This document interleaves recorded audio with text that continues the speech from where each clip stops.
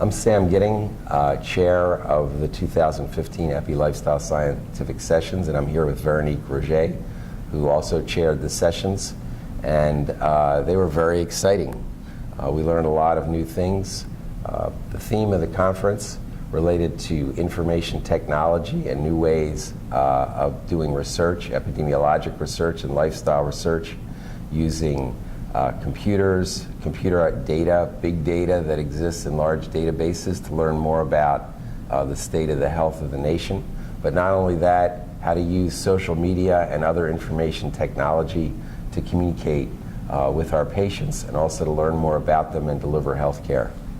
And indeed, we've heard and discussed amazing discoveries over these 2.5 days in Baltimore.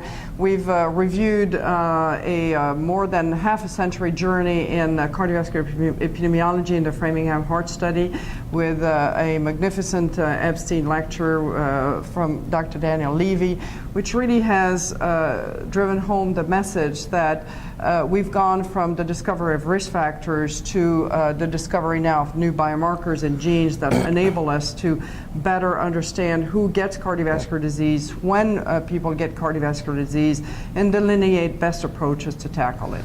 Yeah, I think that's been the most exciting thing for me, is that we heard a lecture about how Framingham developed the concept of risk factor back in 1961. And of those three major risk factors, cholesterol and blood, two of the three, cholesterol and blood pressure, we now have effective treatments to manage them. And tobacco, the rates of tobacco use have fallen about 60% in the United States, and that has led to a dramatic decline in heart disease death. However, it's left us with a lot of people who are living with heart disease, particularly at the later stages of their lives.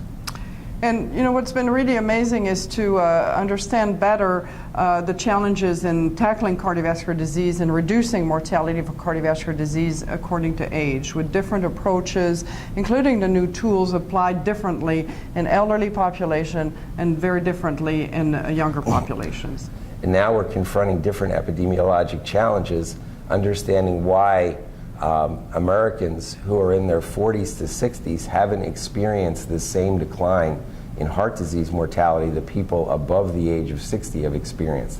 And we anticipate that that is related to obesity and diabetes, which are now the new risk factor challenges. And at the end, as we conclude these very exciting 3 days, I mean, it's all about meeting the American Heart Association's 2020 goals, which is to reduce the burden of cardiovascular disease by 20% by year 2020 for all Americans, while improving cardiovascular health by 20%. And to do so, we need to define the most current and up-to-date way of tackling risk factors. We'll be closing this meeting while talking about the best options to treat hypertension, and we look forward to a very exciting debate.